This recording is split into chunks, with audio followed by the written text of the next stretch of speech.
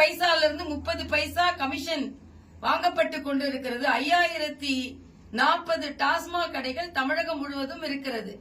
இதுல நீங்க நினைவு கூர்ந்தீர்கள் என்றால் சில நாட்களுக்கு முன்னால் பார் அசோசியேஷன் நான் வக்கீல் பார் அசோசியேஷன் சொல்லல, டாஸ்மாக் பார் அசோசியேஷன் அவங்க ஒரு கூட்டம் போட்டு என்ன சொன்னாங்கன்னா, இந்த டாஸ்மாக் கடையிலையும் எங்களுக்கும் இவங்க கரூர் பார்ட்டி கேக்குற கமிஷனை கரூர் பார்ட்டி கராரா கேக்குறாங்க.